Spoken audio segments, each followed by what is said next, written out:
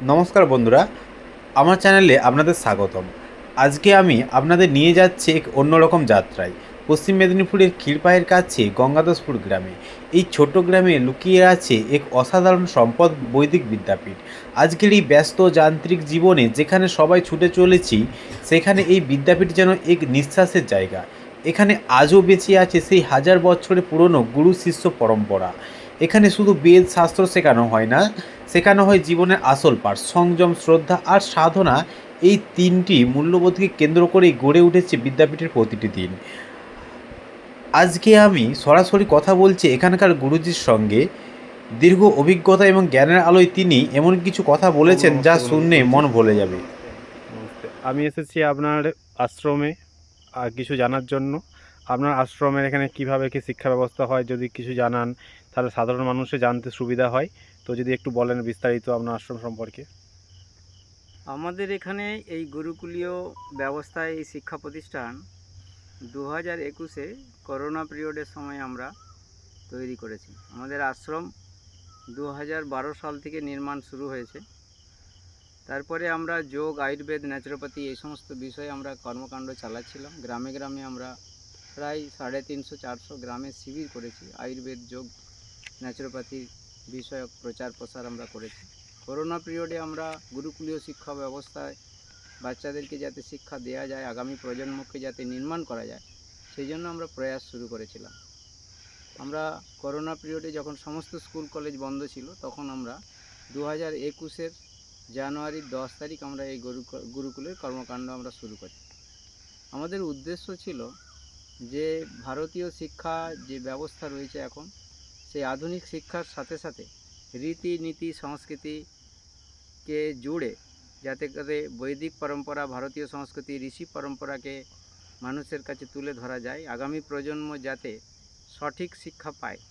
আমাদের যে education system আছে, সেই সিস্টেমে রীতিনীতি, সংস্কৃতি, শরীর শিক্ষা, আধ্যাত্মিকতা, দেশাত্মবোধ, কৃষ্টি, কালচার এগুলো সেইভাবে শেখার ব্যবস্থা নেই।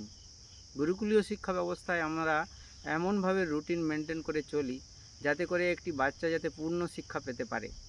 সে যাতে আগামী প্রজন্ম যাতে সংসার জীবনে বা পারিবারিক জীবনে, সামাজিক জীবনে গিয়ে কোনো দিনও না বলতে পারে আমি করব না, খাবো না, যাবো না, চলবো না, এগুলো যাতে তার জীবনে না আসে।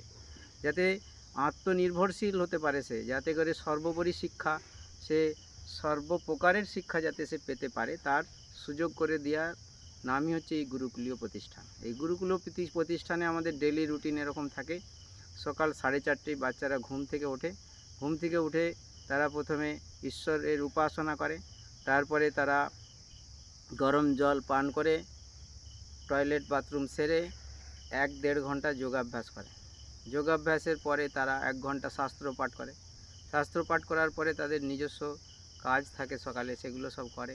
সেগুলো করার পরে তারা স্নানাদি করে সকালে তারা যজ্ঞ করে। প্রতিদিন এখানে বৈদিক যজ্ঞ হবন হয়, যার দ্বারা বাতাবরণ শুদ্ধিকরণ হয়, জীবাণু নাশ হয়, অক্সিজেন তৈরিতে সাহায্য করে। সেই বৈদিক হবন যজ্ঞ প্রতিদিন হয়। এর মাঝে তারা সকালে একটু অঙ্কুরিত অন্ন নেয়।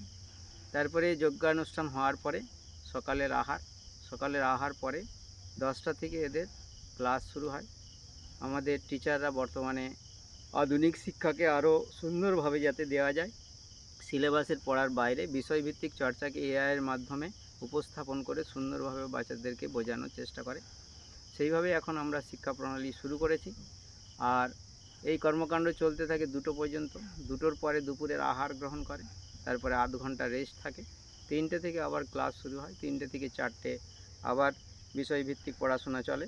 4টের পরে এদের ক্যারাটে প্র্যাকটিস, বাগানের দেখাশোনা, এই সমস্ত কর্মকাণ্ড চলে। শরীরচর্চা, তার জিমনাস্টিক এগুলো এরা করে।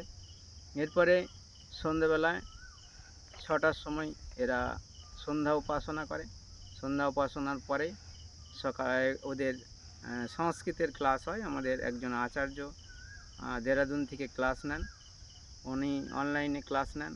সেই ক্লাস নিলে আমরা একটু রাতের আহার একটু দেরি হয়, না হলে আমাদের 7টা থেকে 7:30টার মধ্যে আমাদের রাতের আহার গ্রহণ করে। তারপরে এরা 9:30 পর্যন্ত আবার বিষয়ের পড়াশোনা করে। 9:30টার পরে এরা রাতেরবেলা নিশিগীত করে। নিশিগীত করার পরে 10টার মধ্যে এদের শয়ন। এছাড়াও এরা রবিবার দিন অঙ্কন শেখে, বৃহস্পতিবার দিন ক্যারাটে শেখে, শনিবার দিন এরা তবলা শেখে।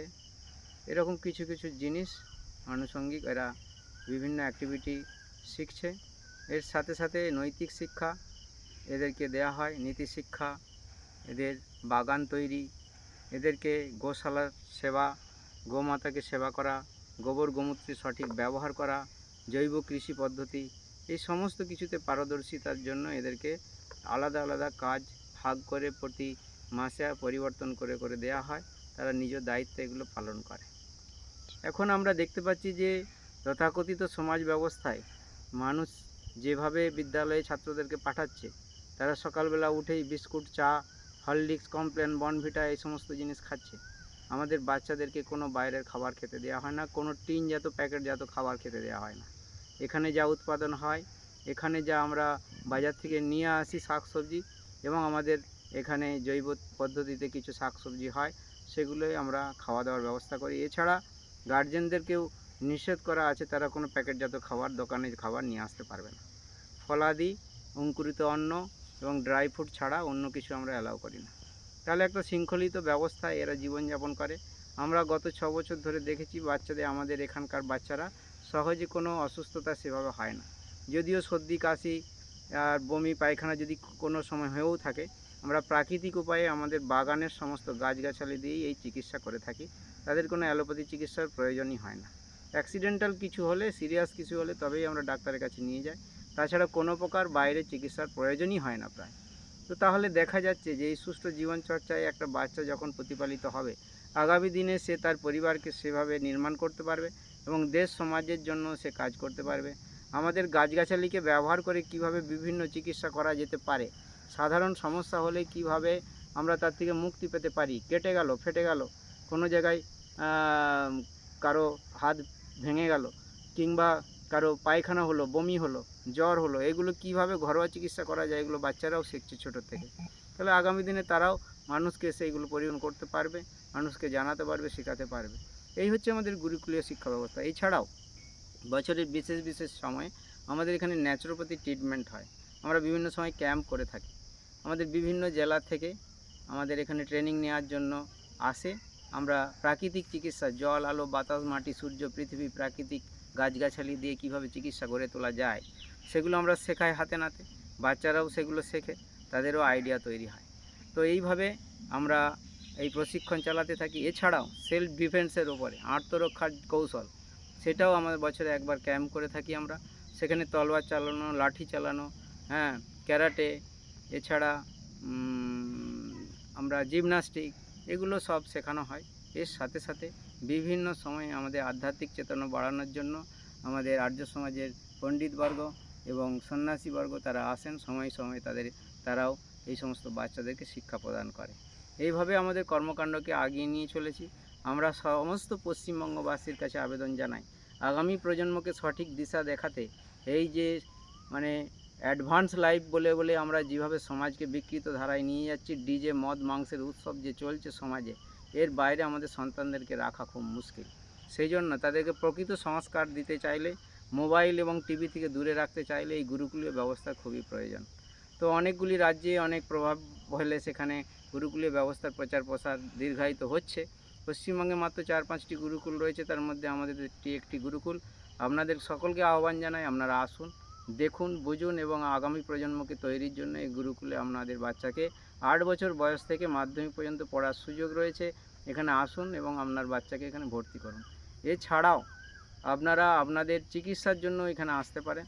যারা বিভিন্ন শারীরিক সমস্যায় ভুগছেন, তারা হার্টের problem, sugar, pressure, cholesterol, thyroid, এই সমস্ত নানা রকম সমস্যা কীভাবে প্রাকৃতিকভাবে নিরাময় করা যায়, এছাড়াও বৈদিক সংস্কার, বৈদিক চর্চা, 16টা সংস্কার কীভাবে আপনি করবেন, আপনি যদি যজ্ঞ শিখতে চান, আপনি আধ্যাত্মিক চেতনা যদি পেতে চান, আমাদের যে ধর্মগ্রন্থ বেদানুসারে ধর্ম কীভাবে পালন করা উচিত, এর যদি আইডিয়া পেতে চান, এই সমস্ত কিছু এই গুরুকুল থেকে পাওয়া সম্ভব।